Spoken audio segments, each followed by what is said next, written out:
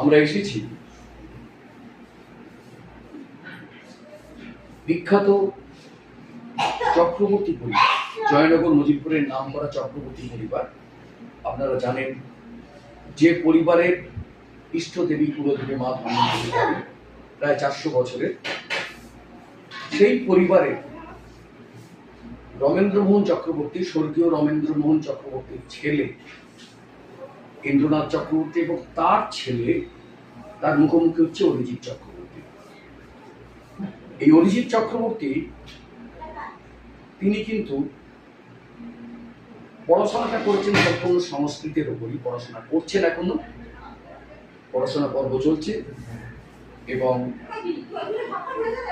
তার যে বাড়িতে অন্নপূর্ণা পুজো, এই অন্নপূর্ণা পুজোর তিনি নিজে করেন এবং গত বছর শুরু করেছেন, এটা দ্বিতীয় বছর। কিন্তু উনি কিভাবে অন্নপূর্ণা পুজো করলেন বা কিভাবে আসলেন এই অন্নপূর্ণা পুজোতে, তার মুখেই শুনব। খুবই বাচ্চা, বয়স অতি অল্প, কিন্তু সংস্কৃতের উপর তার যে গভীরতা, তার যে জ্ঞান, সেই জ্ঞানটা মোটামুটিও চেষ্টা করছে, বিভিন্ন পণ্ডিতকুলের সঙ্গে যোগাযোগ রাখে। তো তাকে জিজ্ঞেস করি যে প্রথম কথা, যে আমাদের এখানে যে অন্নপূর্ণা, সেই অন্নপূর্ণার পুজোর কখন থেকে শুরু হবে, সেটা একটু প্রথমেতেই সব দর্শকদের আমরা জানাতে চেষ্টা করছি। আমি প্রথমেই বলি, এবছরের ক্যালেন্ডারের অন্নপূর্ণা পুজো নিয়ে প্রচন্ড বিভ্রাট হচ্ছে। কারণ আমাদের কলেজের ছুটি বা যা যা সরকারি ছুটি আছে সে সবই রামনবমীর দিন, কিন্তু 26 তারিখ। কিন্তু আমাদের যেহেতু দুটো সিদ্ধান্ত অনুযায়ী, দুটো সময়ের সিদ্ধান্ত অনুযায়ী আমরা যেহেতু পুজো মেনে চলি, সেহেতু দৃক সিদ্ধান্তে অন্নপূর্ণা পুজোর দিন আলাদা, সূর্য সিদ্ধান্তে অন্নপূর্ণা পুজোর দিন আলাদা। দৃক সিদ্ধান্তে অন্নপূর্ণা পুজো করেছে 26শে মার্চ 2026, দিক সিদ্ধান্তে রামনবমী পড়েছে 26শে মার্চ 2026, আর সূর্য সিদ্ধান্তে অন্নপূর্ণা পুজো করেছে 26শে মার্চ 2026। তো সেহেতু আমরা যেহেতু সূর্য সিদ্ধান্ত অনুযায়ী চলে আসছি, আমাদের সূর্য সিদ্ধান্ত অনুযায়ী অন্নপূর্ণা পুজো 26শে মার্চ 2026। পুজোটা শুরু হচ্ছে কখন থেকে? মোটামুটি পুজো পর্ব শুরু হবে আমাদের সূর্যোদয়ের সাথে সাথে প্রায় 5:30 এরকম সময় থেকেই।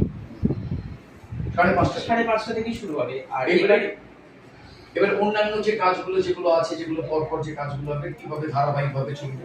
আমাদের আজকে অধিবাস হবে। আজকে আমাদের অধিবাস। এবারে পূজার পূর্বদিনে অধিবাসের বিধান আমাদের মহানির্বাণ তন্ত্র 14 অধ্যায়ের 56 নম্বর শ্লোক, কিছু কিছু জায়গাতে ওটা 57 বা 55তেও চলে যায়, সেখানে বলছে অধিবাস। হ্যাঁ, যেটা শুনছিলাম আমরা যে পুজোর সময়ক্ষণ নিয়ে, সেটি আমরা এখন আবার শুনি। আমাদের পুজোটা শুরু হচ্ছে সূর্যোদয়ের সাথে সাথে প্রায় 5:30 নাগাদ। আর পুজো শেষ হতে হতে অন্য বছর তো প্রায় আমাদের 4:30 বেজে যায়, বিকেল 4:30। কিন্তু এবছরে যেহেতু সময় সংক্ষেপ, মানে আমাদের সূর্য সিদ্ধান্ত অনুযায়ী অষ্টমী 2টো পর্যন্ত থাকছে, দুপুর 2টো পর্যন্ত, সেহেতু আমাদের 2টোর মধ্যে দক্ষিণান্ত শেষ করে ফেলতে হবে, দক্ষিণান্তের মাধ্যমে পুজো শেষ করে ফেলতে হবে। আচ্ছা, তাহলে 2টোর মধ্যে এবারেতে মানে মোটামুটি অন্নপূর্ণা পুজোর কাজটা শেষ হবে। আর 5:30 নাগাদ আরম্ভ হয়ে যাচ্ছে। হ্যাঁ, 5:30।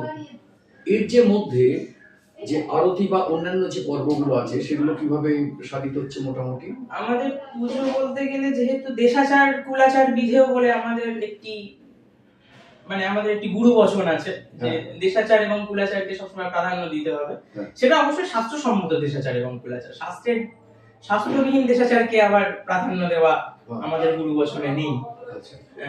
শাস্ত্রবিহিত দেশাচার কুলাচার সেহেতু আমাদেরকে আর কি স্নান, পূজা, বলি, হোম 4টে পর্বের মাধ্যমে অন্নপূর্ণা পুজো করতে হবে। 4টে পর্ব তবে। আচ্ছা, প্রথমে 4টে পর্বের কাজটা কি শুরু শেষ হয়ে যাবে 2টোর মধ্যে? হ্যাঁ, 4টে পর্বই 2টোর মধ্যে শেষ হয়ে যাবে। আচ্ছা, একদম প্রথম পর্বে হচ্ছে স্নান, মহাস্নান।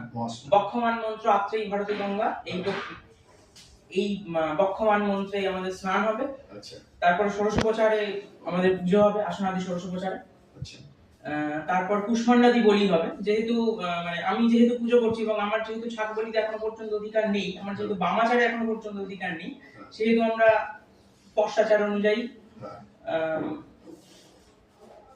কুষ্মান্ডাদি ফল বলিদান করে বলিদান সম্পন্ন এই করবে। এই অধিকারটা কখন আসে, কোন কোন বয়সে আসে? এই অধিকার গুরু প্রদত্ত।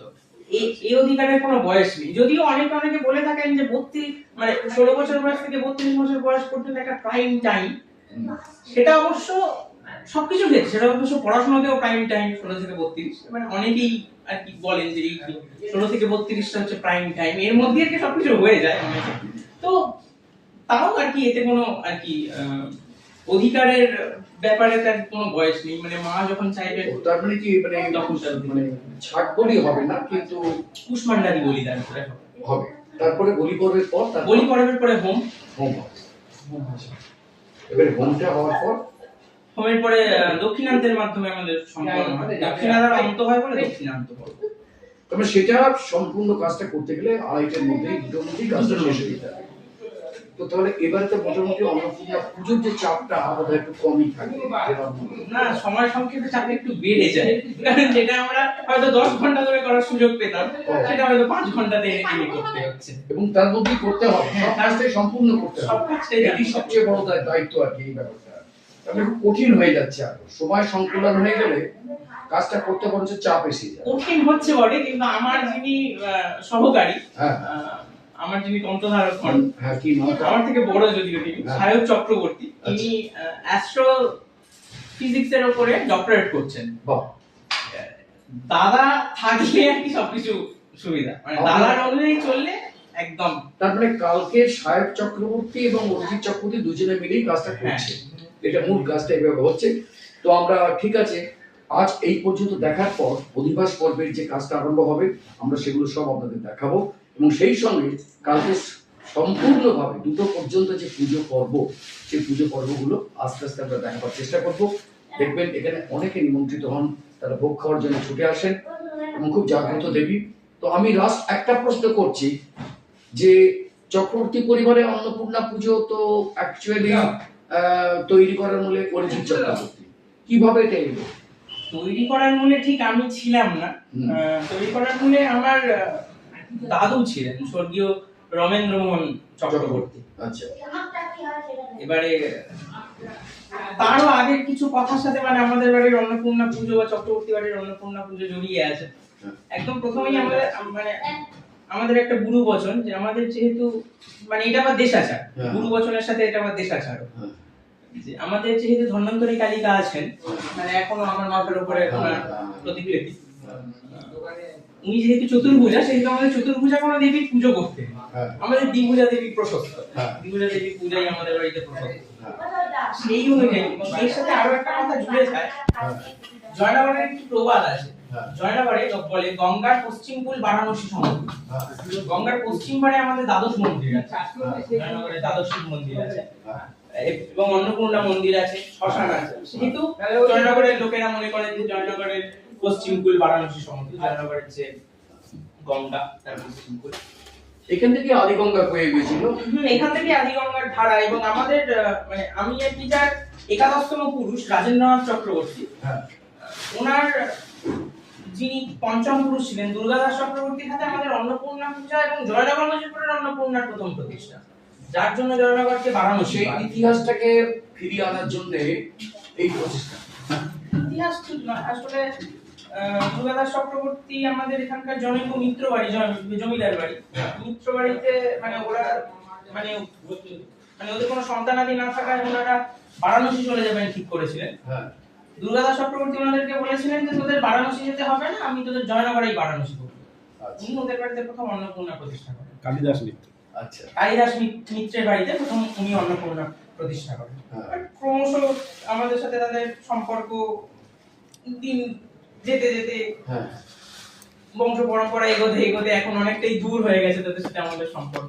সেহেতু আমাদের বাড়িতে কি অন্নপূর্ণার আচার বা অন্নপূর্ণার পূজা আমরা অনেক ছোট থেকেই শুনে এসেছি যে অন্নপূর্ণা বাড়ি, ওই কালিদাস মিত্রের বাড়িতে অন্নপূর্ণা বাড়িতে সবকিছু হয় আমাদের। এখন অন্নপূর্ণা বাড়ির সাথে একটু দূরত্ব বেড়ে যাওয়ায় আর কি আমার দাদুর ইচ্ছা ছিল অন্নপূর্ণা আসবেন, সেটা হয়তো তখন কোনোভাবে লোক বল অর্থ বলে সম্ভব হয়নি। আমার বাবার সময়তে সেটা সম্ভব হয়েছে, আমার বাবার হাত ধরেই অন্নপূর্ণা এসছেন। খুব ভালো লাগলো। আপনারা শুনলেন যে চক্রবর্তীর যে ইতিহাসটা, চক্রবর্তী বাড়ির যে ইতিহাস, তাদের যে ধন্বন্তরী কালীবাড়ির ইতিহাস, সবকিছু আপনাদের শোনানো গেল। এবং আগামীকাল আপনারা দেখবেন সবটা পুজো। আজ অধিবাস পর্ব থেকেই এই পুজোর সমস্ত কিছু দেখতে পাবেন। এবং এই পুজো যে নিজে করে এই অরিজিৎ চক্রবর্তী এবং তার সঙ্গে যে সায়ক চক্রবর্তী, সে পুজোটা আপনারা দেখলে খুব খুশি হবেন। আশা করি আপনাদের ভালো লাগবেন। আপনারা সবাই এই ভিডিওটা দেখুন এবং শেয়ার করুন, সাবস্ক্রাইব করুন। আশা করি এই অন্নপূর্ণা পুজোর মধ্যে পাবেন প্রাণ। একেবারে মনে হবে যে এটাই যেন সেই অন্নদাত্রী অন্নপূর্ণা পূজা। অন্নপূর্ণা পুজো যেটা কালকের অধিবাস পর্ব থেকে আমি আপনাদের দেখিয়েছিলাম এই অরিজিৎ চক্রবর্তীকে। এখন আমরা পেয়ে গেছি সায়ক চক্রবর্তীকে, পেয়ে গেছি। হোম পর্বে এসে গেছে, দেখতে পাচ্ছেন যে হোমের যে শয্যা সেটা আরম্ভ হয়েছে। সময় খুব সংক্ষিপ্ত, এবারে দুটোর মধ্যেই পুজো শেষ করতে হবে। তো আমরা মায়ের কাছে এসেছি এবং এই যে দুজন, এই অরিজিৎ চক্রবর্তী এবং সায়ক চক্রবর্তী, সবচেয়ে বড় কথা দুই যুবশক্তি এই বয়সে কি নিষ্ঠা সহকারে কাল থেকে যে পুজো করে যাচ্ছে এবং পুজোর সম্পর্কে তাদের যে জ্ঞান, তারা সংস্কৃত নিয়ে পড়াশোনা করেছে, সেইটি সবচেয়ে বড় উপযোগ্য বিষয়। আজকের যে ব্যাপারটার জন্যই আজ আপনাদের দেখাচ্ছি। আমি শুনবো সায়ক চক্রবর্তীর তার একটু কথা, যে এই অন্নপূর্ণার ব্যাপারে শেষ পর্যায়ে যেখানে এসছো তোমরা, সেই জায়গায় তুমি কিছু বলো, হোমের ব্যাপারটা যদি কিছু বলতে পারো। সকাল থেকে আমাদের পুজো শুরু হয়েছে। কালকে অধিবাস পর্ব হয়েছে। আজকে সকালে মায়ের মহাস্নান হয়েছে, প্রাণ প্রতিষ্ঠা চক্রদান ইত্যাদির পরে ষোড়শোপচার পুজো হয়েছে। এরপর একে একে পুজো হতে হতে আমরা এখন হোমের সূচনা লগ্নে এসেছি। অন্নপূর্ণা পুজো সম্পূর্ণ তান্ত্রিক পুজো, কাজে এই হোমটি একদম তান্ত্রিক হোম।